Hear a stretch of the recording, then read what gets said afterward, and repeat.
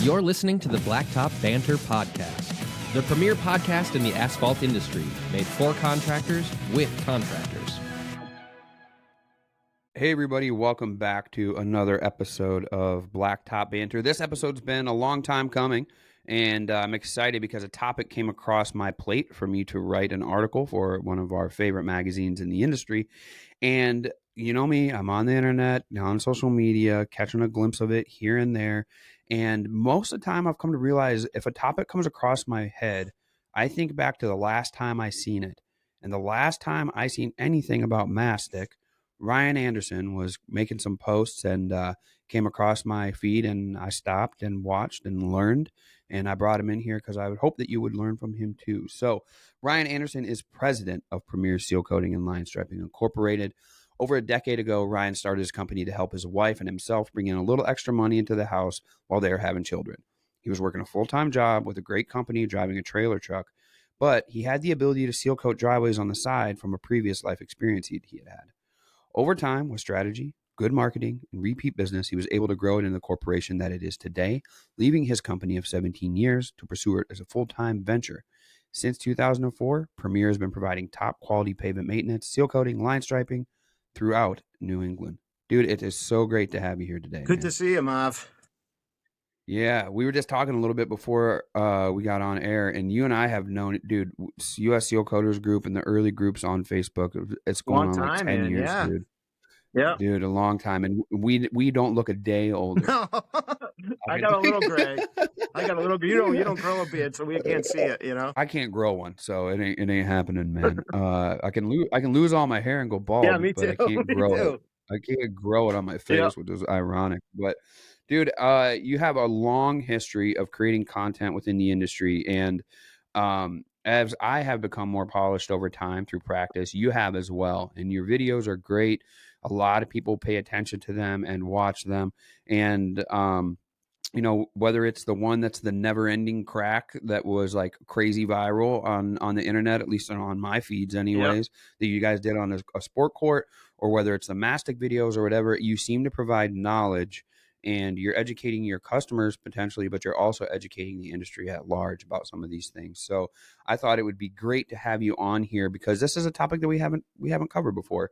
And you know, first and foremost, man, I would just love for you to tell us your background and how you got to this point, because you, in 10 years, you've grown quite a bit, and you guys do some of the absolute most beautiful sport courts I have ever seen on social media. Yeah, thank you. Yeah, so when I started actually back in 2004, and I was working for a plumbing and heating industrial supplier, and like you said, we were having kids, and my wife had to leave her job to watch the kids, and it was like, how can I make more money? You know, Massachusetts is not a cheap state to live in, so to say. And I knew how to seal coat. I lived out in Michigan for, you know, a handful of years, working with my uncle, who his sealer guys never showed up. So I would get dragged out of the house, and you know, he ran out of 655-gallon drums, and you know, so it was dipping buckets in the back of a Chevy 454, and no sand. So as soon as it started getting hot, you're slipping and sliding down the hills, and I hated it. I was like, who would, no kidding, your guys don't want to show up to work. Like, this is horrible. I remember the first day laying under a tailgate of a pickup truck, because you're in Michigan, there's no trees, right? Like, you know, you're in Wisconsin, like, you're under there, and that was the only shade. And I'm like, why does my face burn so bad? And it was coal tar burn. I didn't know, you know? And I just remember driving home with my head on the ledge of the winds hitting my face and just thinking, like, this sucks. And then, then it was like, well, I gotta make some money. And how am I gonna make money? And then it was like, well, if I can find a place to buy sealer in bulk, and there was a local distributor, and I grabbed an oil tank from work, I threw a ball valve in it and threw it on a 6x10 landscape trailer. I grabbed a couple buckets from Home Depot and a backpack blower, and that's how it started. Off you went. You know? And that's crazy, man. Just over the years of, you know, it's easy to make money. You know this. It's easy to make money. Yep. It's hard to allocate that money in the right place. because you're essentially just, you know, it's the ultimate sacrifice. You know, I have all this money and I can take my kids to Disney and give them this wonderful experience, or I could buy a crack machine. You know, it's like, sorry, kids, you're not going to Disney, you know? and every, you know, I worked, I got profit sharing and taxes for my job. Every time I got it, I would invest it into the next piece of equipment. And just by doing a good job, being honest and being available to do, you know, when you have a customer who says, hey, I got a big crack filling job for you, but you don't have a toe behind crack machine, then it's like, you know, I want to help them. So maybe you can rent one, or maybe you show up with 4 MA10s and 2 30-gallon hot boxes and you're out there pushing them around. And the guy's like, what is this? You know?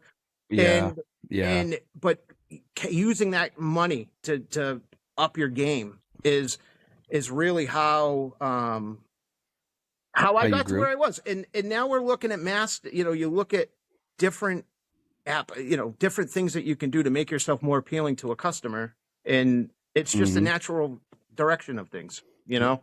Yeah, you progressed pretty good, man. I mean, like, I don't have a mastic machine. I've seen those little like marathon ones where you put one block in. Yeah. And like, yeah. And I in my mind, I'm like, that probably is going to go like 8 feet. It does. Like in my mind. We'll get to that. But so I'm like, nah, yeah. So we have a rental place, but it's like 2.5 hours away to get a mastic machine. So I have to throw that into account. And ironically, where we are being so rural, like you try to explain what mastic is and people are like, I have no idea what you're talking about, like, you know, or what it is. So I think that for us, we should be, and you and I were talking about this a little bit, how I don't create enough content for Wiscoat anymore.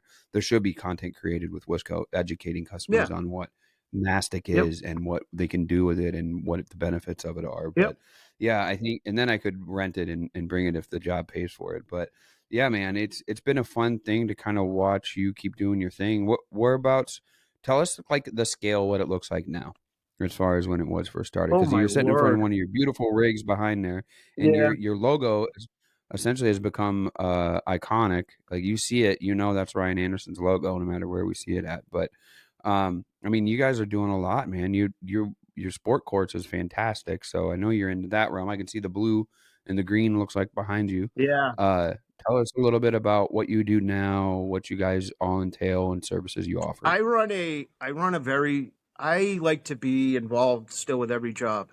You know, the sport court thing, a lot of the content that I try to create is to try to get guys that are in this industry to adapt to doing sport courts, because there's really no difference. If you can squeegee a driveway, then you can do a sport court. All right.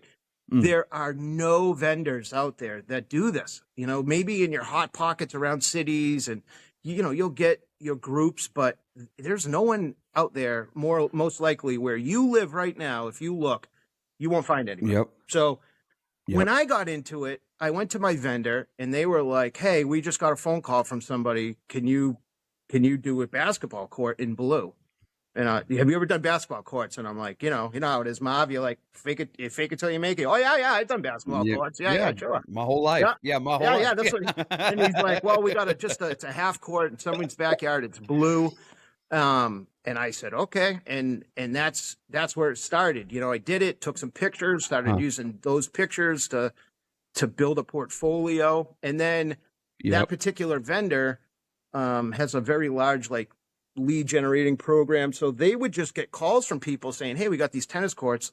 And I was the only guy that was doing them. So they would send me every single lead. And then, you know, I'm going to say this, I don't want to say this, but I mean, sport, you know, that feeling when you go into a parking lot that's a mess and you can roll up and you look at your crew and they just look like they are so mad at you, like you did not bring us to this place. But then when it's over and everybody's standing around being as proud of what they did, that is every day doing sports courts. You know, I mean, half the time you do it, there are people around the fence just watching you. It's like, you know, the transformations are so rewarding, you know. And then if you get to a point where you're good at it, it takes a lot of time to develop good techniques so that you don't show tool marks and stuff like that. But you can you can make a lot of money doing this, especially if you have a good name. Yeah. I think like that's kind of where, like, what do they say? The riches are in the niches.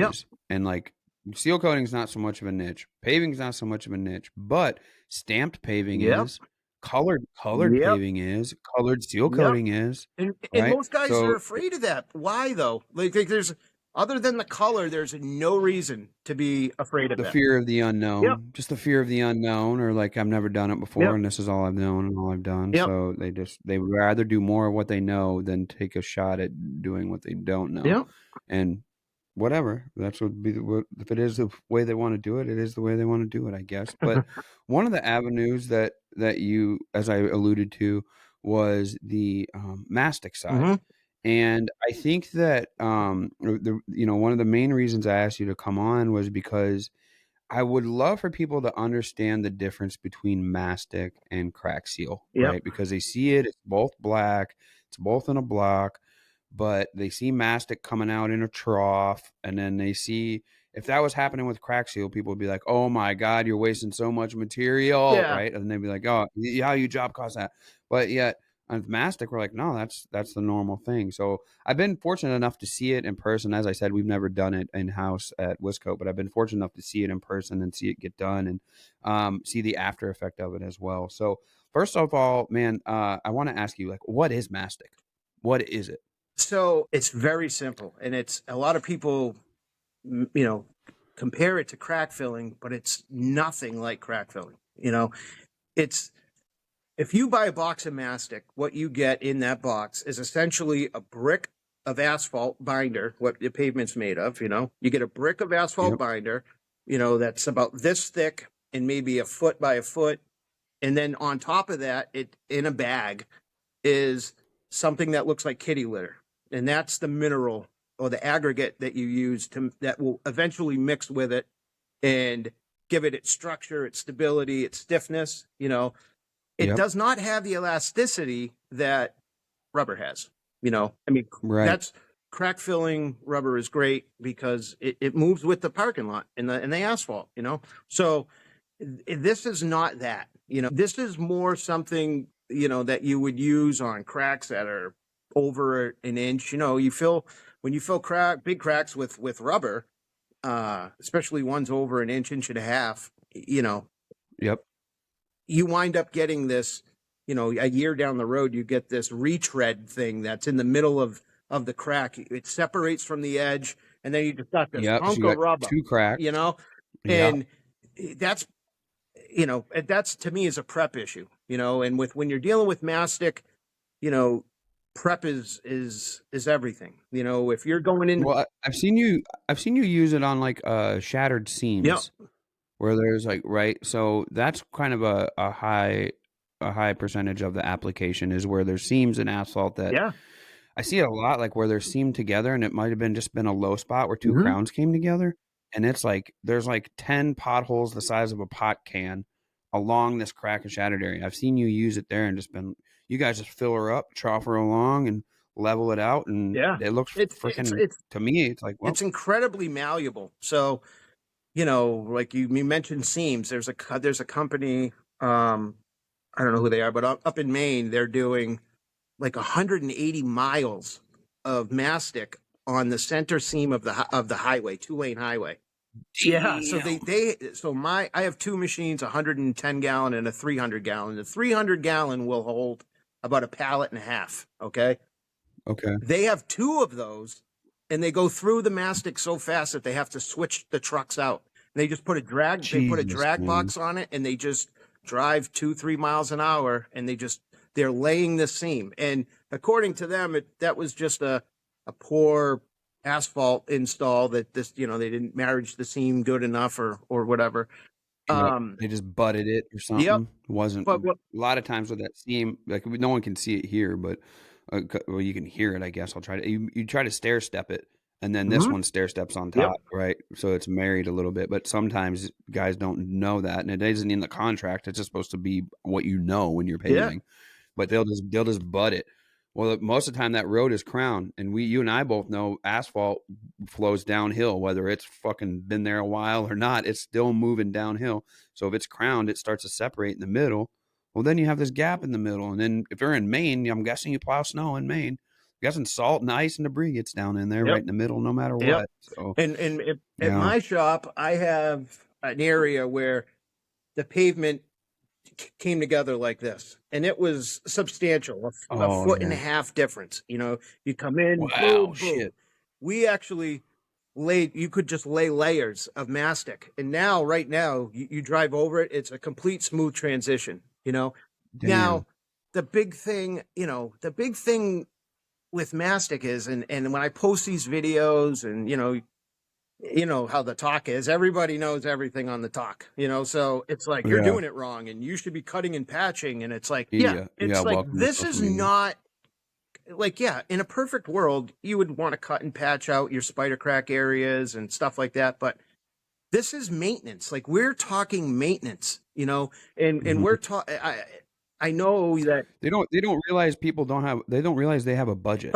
Right. They're like, no, you shouldn't patch that with cold mix. You should, take up the whole parking lot and repave it. Right. And I'm like, okay, sure. Because money just doesn't exist. And we just do things out for free. Everybody works for free. It's like, no, dude, they're trying to get along until their budget frees up the money to pave this, or cut and replace it, or do whatever the maintenance that is needed. They immediately forget that shit. And I seen that on a post today. A guy that I follow, and he'll probably listen to the podcast and probably say it, but he did a cold patch, and it was snowy and icy and stuff around, but he did a cold patch on a pothole that eliminated a liability area. And the very first fucking comment was, "You're a hack. That should have been cut and replaced." And his thing underneath that was like, if they would have paid for that, I would have done it. I was like, what do you expect, dude? Like, tell me why not everybody's driving Corvettes. Because it's not in the fucking budget. That's why. This is how much we have. My landlord here, got a quote where my shop is. Got a quote to cut and patch everything that needed to be cut and patched. It was like $18,000, right? And I could see that I saw the paint around it, but nothing ever got done. Winter was coming, and I said, hey, what are you doing with the potholes and the shit at the shop? Because it's going to get killed over the winter. And and I said, I'll fill all the potholes. I'll fill everything for $8,000, And I didn't know what his number was, but I mean, the mastics, it's like 70 to 80 cents a pound, and your gallons per pound are really kind of based on where you're sourcing your material from, so different vendors will source out the aggregate. In most cases, it's limestone, and that'll come from different quarries, however you say it, throughout the country. Different parts of the country, the limestone is denser, which will give you a more pounds per gallon. So from one vendor to the other that I use, it's like 2 pound difference. It's not like crack filler. You get a 30-pound box. It's pretty close to a 30-pound box, almost within fractions. This is not like that. It's more dense or less dense depending on where it came from. Or not just that, and then also what parts of the mine what part of the quarry is it coming out of? That will affect it. So, Go ahead. Can I ask you about potholes? Like, can you use mastic on potholes up to a certain size? Oh, yeah. It's very expensive, though, for potholes, I think. Because, again, you're going through this stuff, and I have some videos where we did some pretty big potholes, like almost half the size of the machine I'm towing. And, when you open that hatch, it comes down a chute similar to cement out of a cement truck, and it falls with the same sort of consistency and malleability as like a 6 or a 7 slump concrete, so it can be watery or it can be thick depending on your temperature range. And that's something too that, depending on what you're doing, if you're doing potholes, you want a little colder. So all of your asphalt doesn't settle, your aggregate, doesn't settle. Okay. And that will make it shiny on top, a perfect and I've only really been dealing with this stuff for like 3 years. But, I'm a very mechanically inclined person in the sense that I can see something, I can tell when it's working, I can tell when I overheated it, and now all my aggregate settled, and now it's shiny on top. I know when my temperature's perfect. I know what the material's supposed to look like. So, you can overheat it, you can underheat it. I've even used it to make curbing. So, somebody jacks up a curb in the winter, and it's like, if we just heat this to the point just over where it's malleable, then we can form this into anything that we want. We make we'll like let a it little cool chute, a little quick, and then just use the chute, kind of like you would if you were doing concrete curbs. Damn, dude. So there's so many different things, but the main thing that focus on is it's a maintenance thing. It's not a permanent repair. Now, a good mastic, according to the people that make it, a good repair done correctly will last at least 5 years. But that is all prep. If you have cracks that are 1.5 inches, and you just go in there with a Billy Goat grazer and a wire wheel, and you just rip all the dirt out of there, and then just hit it with a blower, well, the sidewalls of that asphalt are covered with fines. I call them fines, really fine silt and dirt. Yeah, dust and dirt and sand. As opposed to a wet lance. Sand sometimes. Yeah, a lance will blow it out in chunks, So just knowing, it's like anything else. Prep, when you're painting, prep is everything. That's going to dictate how long it lasts. And if you have a good area where, I'm sure you do the same thing. Like, you got a bunch of spider cracks. We would do we shoestring it or tic-tac-toe, we just kind of run some squigglies, just enough to hold that section together, But with this stuff, I mean, for what cost you maybe $100-200, you can do a patch of mastic over the same area. It will last just long enough for the customer to be able to hopefully save the money and fix things right. But I mean, it is very durable. I think that the biggest issue with it, it's a barrier to entry thing. How do you get involved with it? Like you said, if you're a contractor who is like, yeah, I'm interested in this. Well, I happen to have a 100-gallon machine that I'm selling, so there's one way you can get into it. But like you said, you get your little pushers like an MA10 type thing. Yeah, those really don't work that well because I have one. Frick no. They just don't work well, And imagine it with mastic. That's the one I seen was like the 10. Was it? You need a specialized tools to do mastic. So yeah. Oh, you seen them? Yeah, the square trough, and then there's like the plate, right? The heavy plate, like the squeegee. I don't know what you call it, the squeegee or the shoe or something like that. Yeah, flat iron. That's what it is. I seen them boys heat it up and stuff and press it on it. But yeah, there's a barrier to entry there. Prep is key. What I think the biggest, coolest part of it is how versatile it is. Like there's always these gaps. Like, yes, it could be too far gone and we have to patch it. And it could just be one crack. So we'll use crack seal. Like that's the top and the bottom.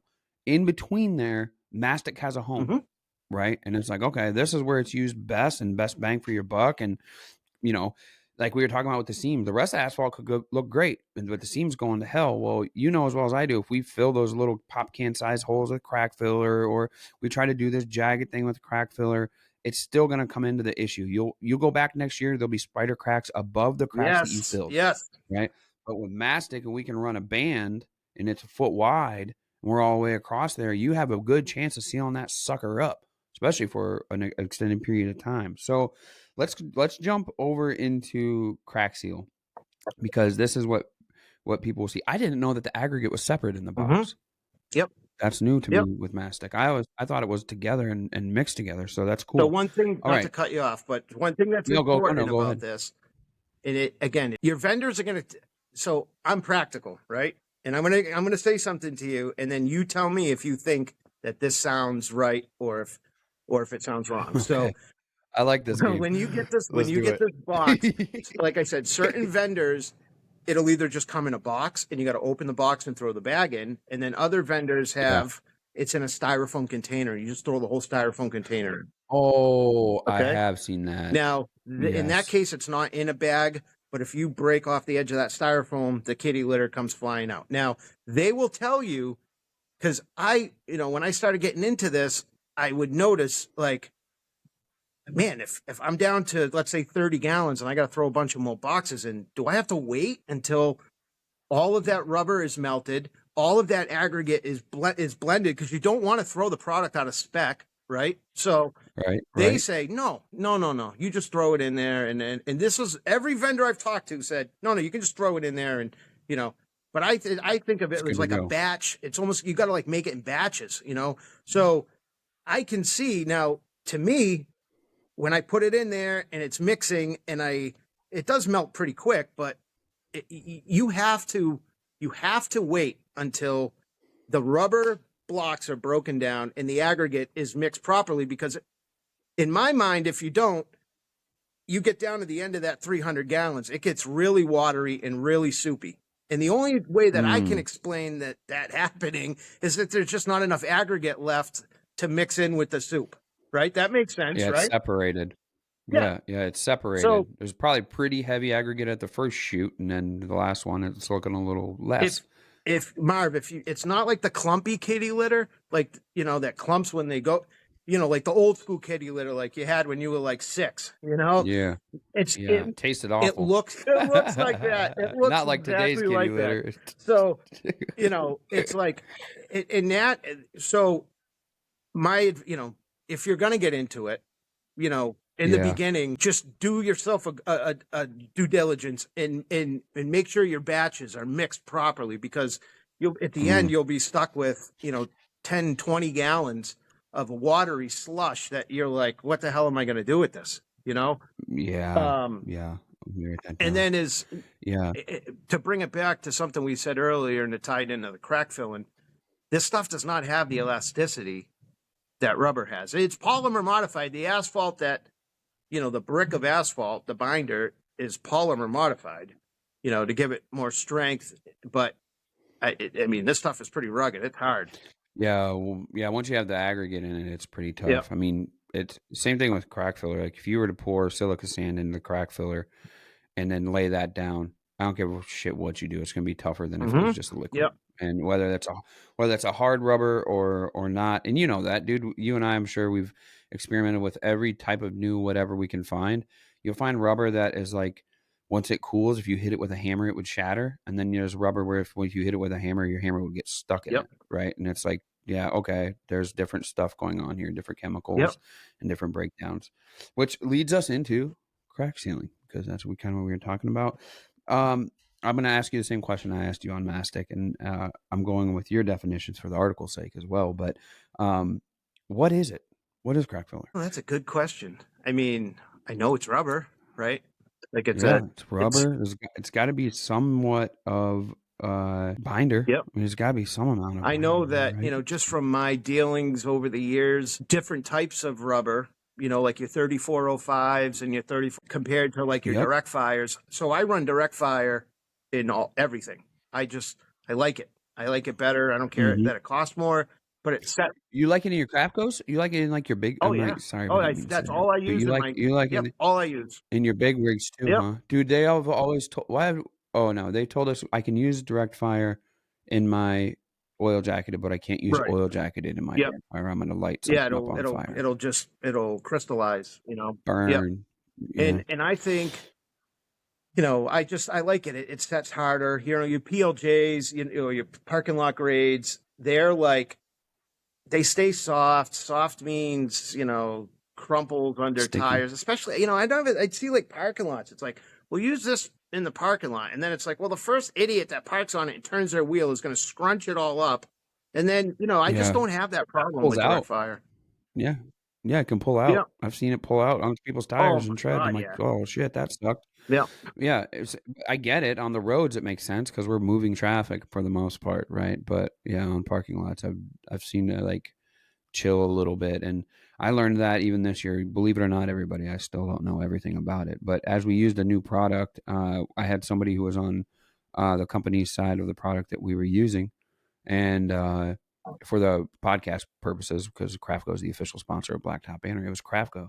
And they were like, dude, you probably don't want to use that one on a parking lot, I don't think. That's mainly meant for roadways. And sure enough, we switched up. And when we switched up, it wasn't as soft as the stuff that we were using. We still didn't run into problems, but over time it could have. Yeah. Like we could have did it right on where the tire sits, and it could have been a problem. So we switched, and I noticed it was a little more firmer, which is perfect, right, for parking lots, but it's still not the same consistency as the DF that we use for Crafco, right.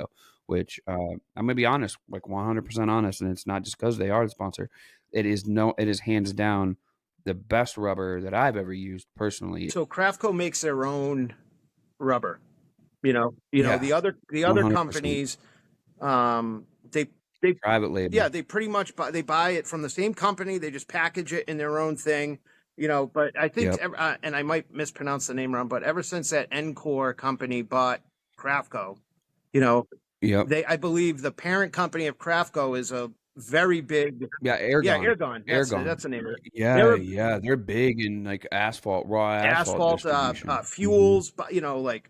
I mean, I'm very close to my Crafco rep up here, and they do make, hands down, they make the best crack filler. Like, I mean, there's no doubt about it at this point. No, and I hate saying that, but I mean, they do. Yeah. So it just makes a difference. Like there's certain things where, like, yes, it does pay. Yes, it does pay to buy the superior thing. I don't care what it is, but yes, it is. At some point, you're just like, yep, it's totally worth it. And this has been one of those things. I don't freaking go back for failed cracks at this point. I'm in Wisconsin, and it's minus 22 right now when we're recording this podcast.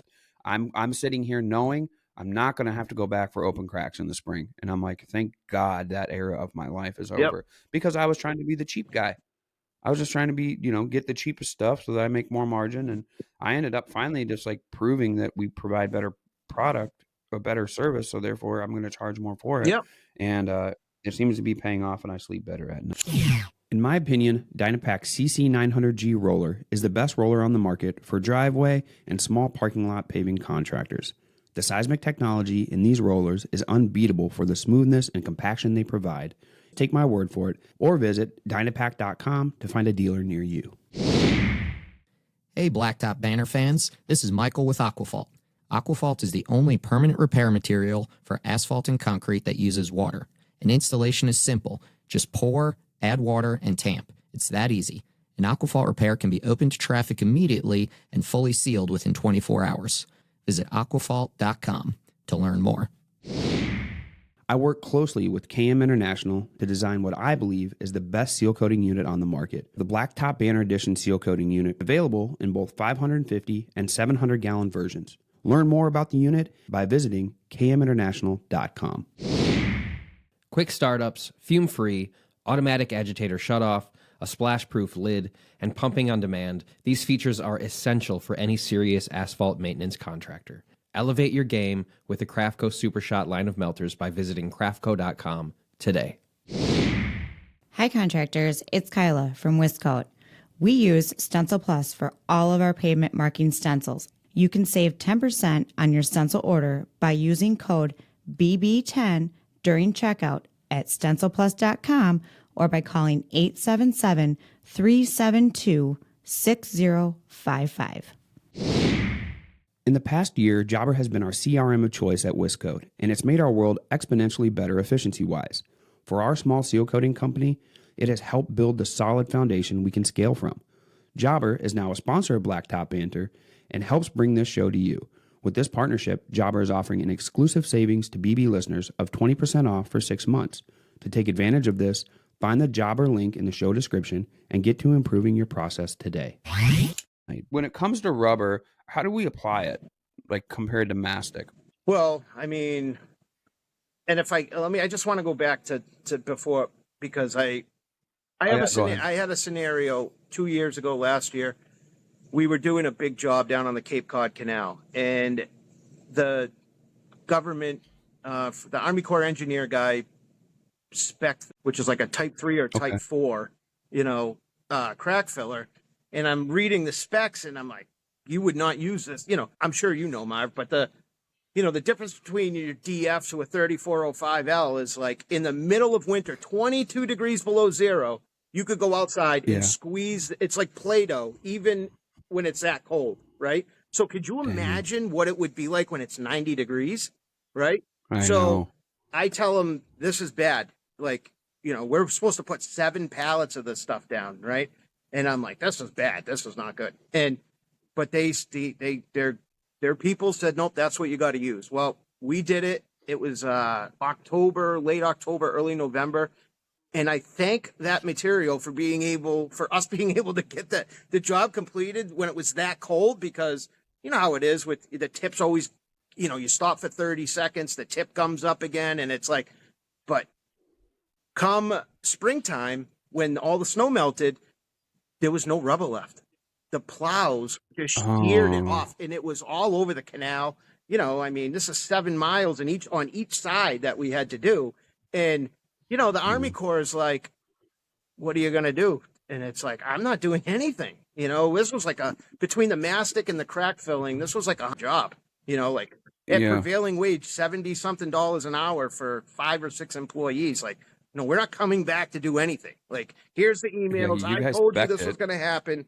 And, you know, sometimes like getting through to the customer and trying to make the customer understand, you know, because, you know, sometimes they look at you like, why is this guy trying to get out of doing it like this? Is he trying to use a cheaper product? Is this easier for him? But really, like, you're just trying to help, you know, like you're trying to explain to them, listen, I'm the guy that does this for a living, you know, and so, yeah, I mean, just be careful, do your research on your rubbers if you're going to start using crack filler, other than DF, because the recipe really makes a difference, you know? And then as far as application goes, we all pretty much start the same way, right? You start with either a 10-gallon pre-melter in a pour pot, you know, and then you graduate to an MA10.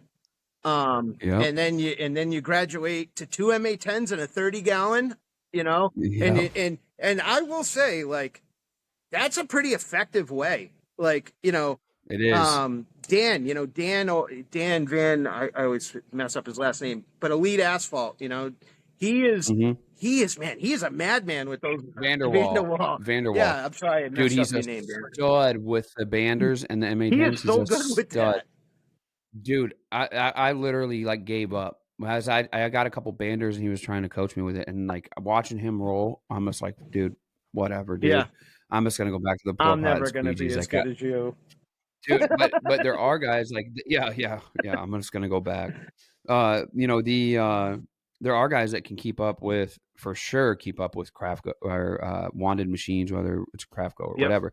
They can keep up with them with that process if they're good with it. And you know, I went to MPE once, and there was a guy teaching, and literally his best advice was pump it out and then have somebody squeegee it. Like, pump it out of a wand and have somebody squeegee it down.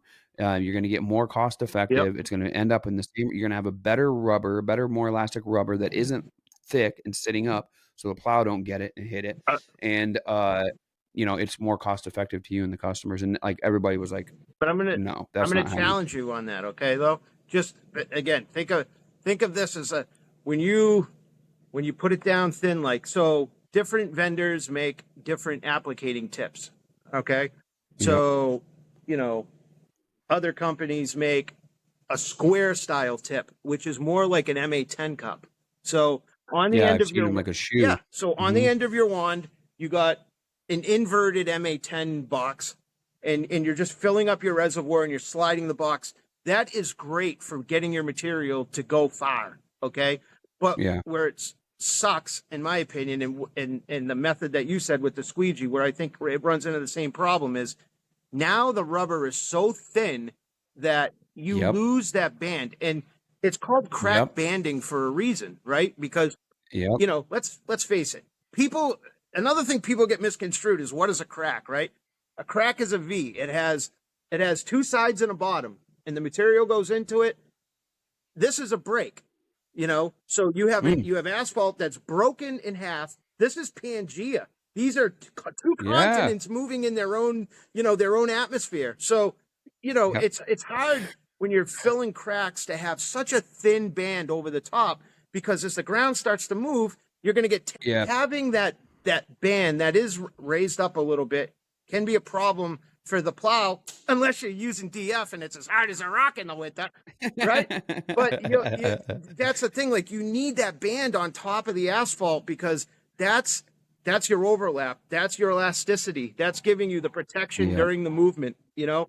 It is. And I've just noticed through my years I've never really did it with a squeegee, so I can't, but I noticed with the MA10s, they leave such a thin layer that it's very susceptible to it cracking again. And then that's a gravity fed system, right? Your MA10s are gravity fed. Your pour pots are gravity fed.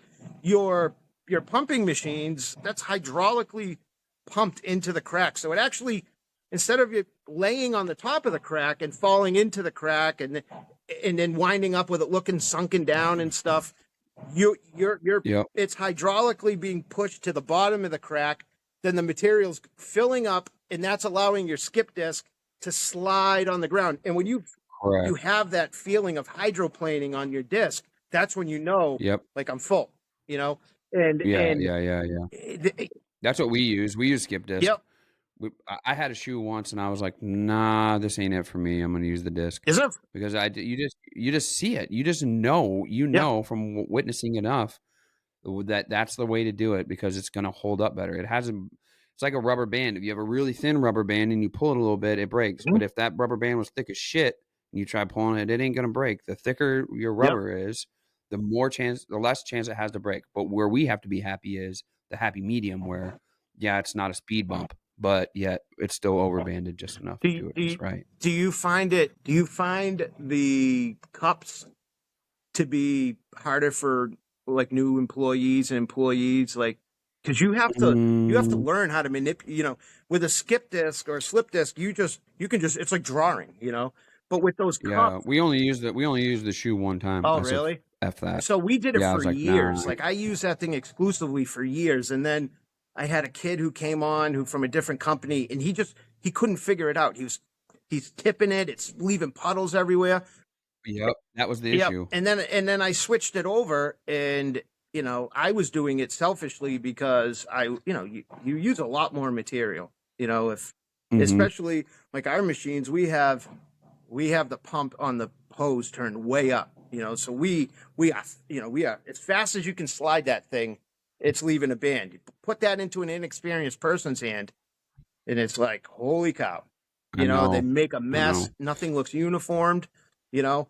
I think crack filling is, you know, it's a great money maker, but it's also a necessity that the customer needs, you know. But how do you sell it to a customer without, you know, most people it's by the linear foot or by the gallon or pound, you know. On your bigger jobs, if you're trying to sell it by the linear foot, there's no possible way to measure it every linear foot. There's no way, you know. So I mean, we've gotten so efficient with cracks. Like, on big jobs, we just sell it by the pallet, you know, and here's a pallet, and you know, which most of the time, if you're quoting against somebody, they are too. Yep. Like, they figured out the same shit you did. If it's somebody who's trying to do it by the linear foot, I'd be like, go ahead, dude. And I tell customers, part of it. You know, especially we do for seal coating when we're cranking, you know, we'll do 1 million square feet, you know, a month maybe, you know, but that's easy with spray bar trucks and everything. But when you are really, like, you know, you're going out and you're putting 4 pallets a day down, you know, I mean, that I tell people, if you're getting quotes and they're trying to charge you by the linear foot, that's a person that's never worked on a parking lot this big before, you know. And and look, I was a guy that started with a bucket and a squeegee. I was doing car dealerships with squeegees out of an oil tank, so I know that you can do it, you know. And but is it practical for what you're doing, you know? God bless you for doing that, man. Oh my gosh. I was that guy. I'm gonna be honest, I'm still lazy, which is probably why I podcast most of the time. But I was like, no, we're not outfitted to do that. I call so and so. Yeah. And then after a while, finally I was like, shit, dude, I got family now. Yeah. Okay, I'm gonna have to figure out how to do this shit. What made you buy that bulk tank? So I have to travel at least an hour and a half to get sealer. And most of the time, sometimes it would be 2 hours because that place would be closed. Oh wow! That's how rural we are. We're in the second largest population in our county, and there's 700 people. So we're pretty rural over here. So I did the math real quick in my brain, and I was like, okay, let's just say I'm giving 3 hours, right? I'm giving 3 hours a day, and we were starting to put out some sealer. So I was going a couple times a week. So then I was like, okay. Sometimes I would go 3 times a week, really. So I was spending anywhere between 6 to 9 hours every week going to get sealer, right? And then I started adding up my weeks, and I was like, oh, shit. Well, 5 months, I'm doing 20 weeks.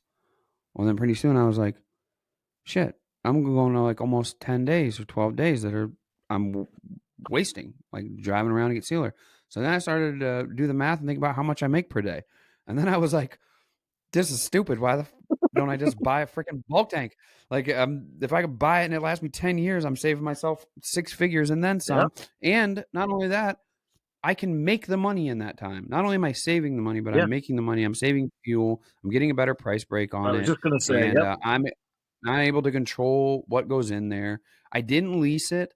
I was actually advised by who we get sealer from, which is surprising. And he's like, I can lease you one, but you shouldn't do that. You should buy your own, because if I die or this goes awry or I sell it, and that person can take it from you if they want to or whatever. So buy your own. Yeah. And I bought my own. So yeah, it helped out for us in that regard. Yeah. I bet it's not fun to deal with right now. Like in the winter, trying to clean that thing out. Eli. Buddy. Yeah. Eli, well, I'll just shut the door and lock it, throw some food and water in there. Like, I'll see you in 3 days, kid. Yeah. Throw the buckets out of the top, buddy. Yep. Yeah. He comes out looking like he's been working in a coal mine, like a little kid covered in black studs. Well, you can hear him at night in there with it echoing. Tapping. Tapping. Yeah. Tap like he's 3 in a times. submarine. He's tapping SOS. Yeah, he's tapping SOS.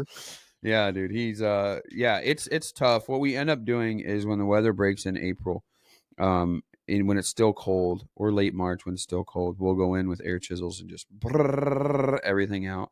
But this last year, like, it was thick at the bottom. We pumped it dry, but the side walls was covered in like the aggregate, the sand and everything. And I'm like, dude, this is gonna be a nightmare come spring, because you get it 5-gallon buckets and you flop it out the hole on the back, and then you got to pick that up with a skid steer or a wheelbarrow. And go dump it somewhere, and it's a pain in the neck. But before we get off of there, I would love to ask you, what is some of the things to remember when using each? When mastic, you can give us like one thing to remember for sure, and then with crack filler to remember the same thing. So I'm going to say this is just a lame answer, and I'm sorry, but I'm going to say prep for both. Okay, prep for both, because I'm right now. When it comes to crack filling with rubber, it's all prep. It's getting all of the debris out, making sure that there's no moisture that's going to burn off and kill the bond.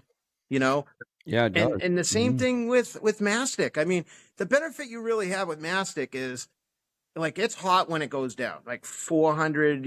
Anyway, there's a range. We go 380, 400. So. And because of the aggregate, it's like putting rocks near fire. It'll hold the heat, right? So crack filler goes down depending on the time of the year that you're using it. You really need it to penetrate the binder and the asphalt that it's sticking to have the best chance of succeeding, right? So with mastic, it stays hot for a while. Like, I did a patch at the end of my driveway where it met the road, and it had to go down kind of thick. And I did it at like 8 o'clock when I came home. And then I went out the next morning. It was like 50, 60 overnight, and I was barefoot and I stepped on it. It was still warm, that can be tough on a hot day. So if you're using this product to do like potholes on a road, it sucks, because it's a better fill, right? You're not going to get the granulars throwing up at people's cars and shit like that. But at the same time, it stays hot for so long that you're just stuck there waiting 20 minutes for it to cool down enough for people to drive over it. So it's just impractical. I mean, as far as mastic goes, you have to find a way to explain to the customer what it is.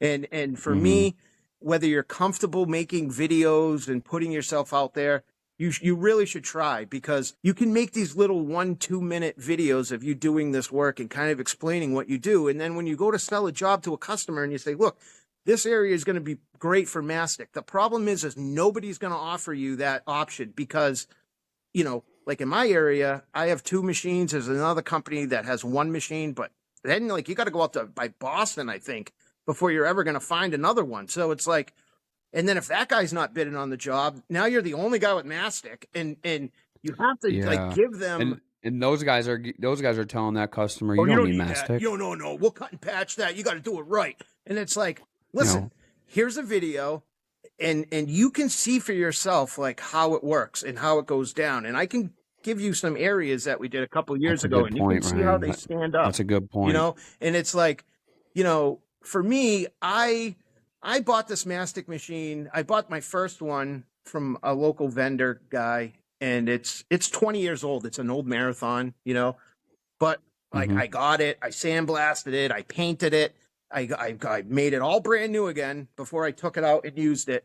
And I fell in love with it because I love to be able, you know, when I go to customers, I'm not just trying to get them to give me their, I'm not trying to get that job right now. Like, I am building a relationship. Like, I am going to be your guy for the rest of the time you're here. And I'm going to do a good enough job so that you just go, no, we're calling Ryan. Like, he's honest. He has all the equipment, and it's just making yourself more valuable to the customer. And having a way to deliver that message is key if you want to get them to bite. Yeah. Now, hold on. Just go ahead.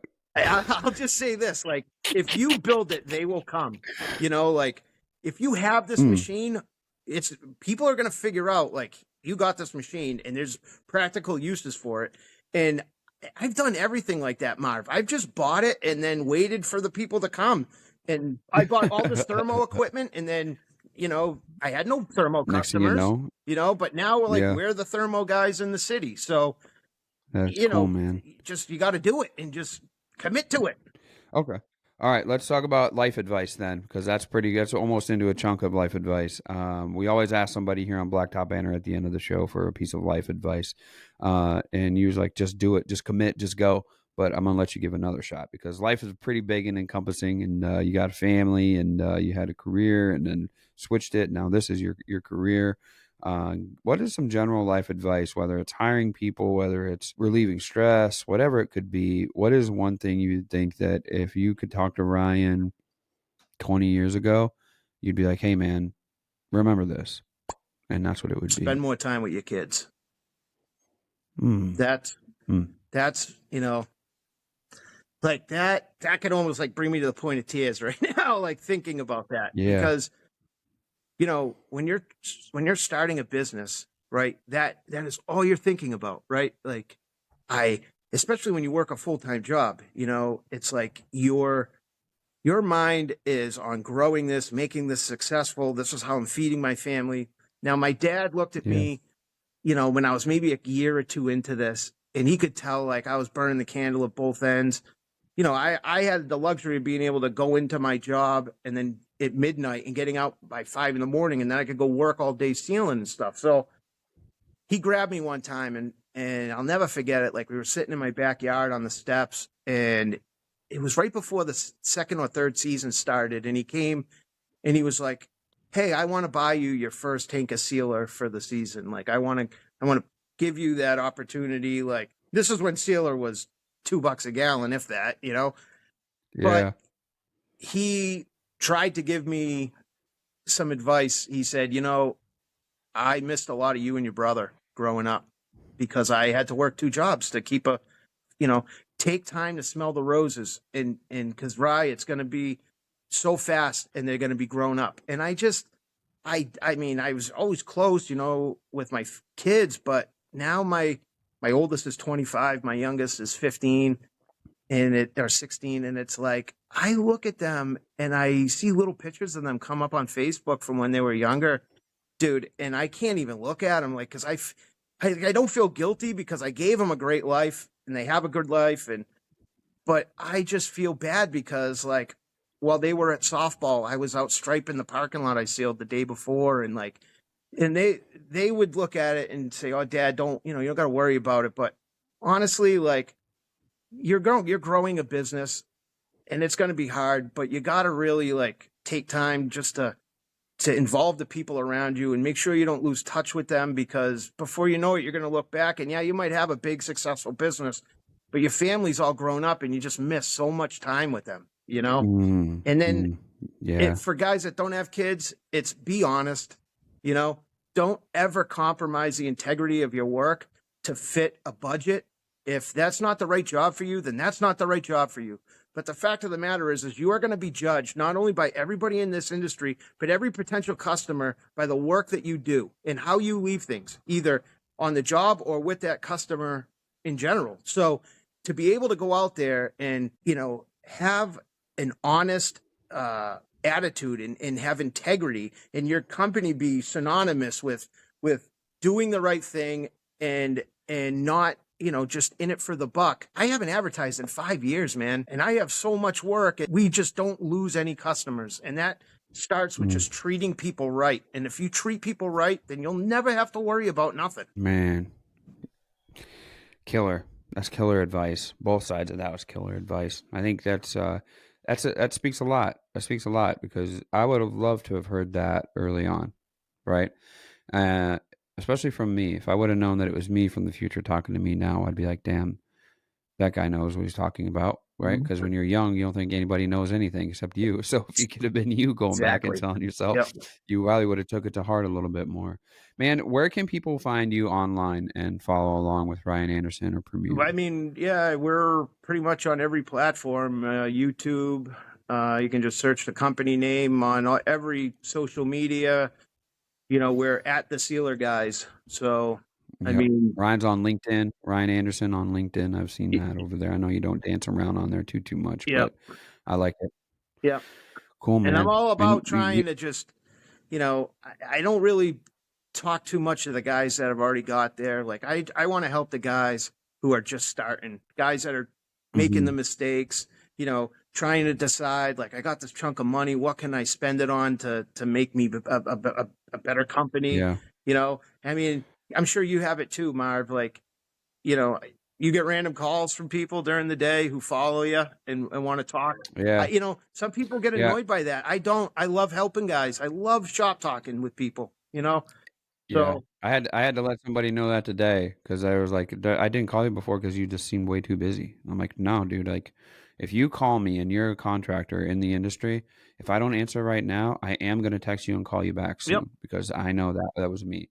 Now, if you're somebody trying to sell me Angie leads and shit like that, get the hell out of here. I don't have time for any of that stuff. But if you're a contractor, I got you covered. I think that we realize what our lives could have been without asphalt in it. And I feel indebted to the industry itself, and I love paying it back to the guys, even if they're guys who have a chunk of money and don't know where to spend it, or they're guys who spent a chunk of money and now they can't figure it out. I love talking to those guys, and at least, I don't know, dude, you know what it's like when you talked about earlier about sports courts, when you get done and there's that huge feeling of satisfaction of like, damn, that looks awesome. I get to leave them with this, and I know they're going to be happy. That's the same thing that advice and helping guys out in the industry gives me, because I'm like, there we go. Now we connected it back together. The bridge is there now. You guys drive on it all day long. Do whatever you got to do. Keep running. If you need to come back, I am. Well, man, I appreciate you joining me. As always, listeners and watchers of Blacktop Banter, if you go to blacktopbanter.com, you can sign up for our newsletter, which are articles written by contractors for contractors with some words from our partners here at Blacktop Banter. While you're there, if you go to blacktopbanter.com, click the drop-down menu and you'll find information on the BBSG, which is Blacktop Banter Success Group, which is filled with guys who are trying to learn how to do this, but also guys who have done it and have done it really, really well. It's a community of guys put together to promote the business, move it on forward, and help guys get from point A to point B, but also help some of the guys who have been in it for a while like me learn new tactics from some of the young guys that are in there as well. So we're always trying to make the industry better with the Blacktop Banter Success Group. Ryan, thanks a lot, man. Thanks, I Bob. look forward to seeing you next time, my friend. Absolutely. Hey, everybody. Marvin here from Blacktop Banter. And if you enjoy the podcast and what we've been bringing to the industry, you can support us through a one-time or recurring donation at blacktopbanter.com. There we have a support tab. You click that and choose your path from there. If you listen on Apple Podcasts or Spotify, please do us a favor and leave a review there for us as well. As always, we speak asphalt, and thanks for your support.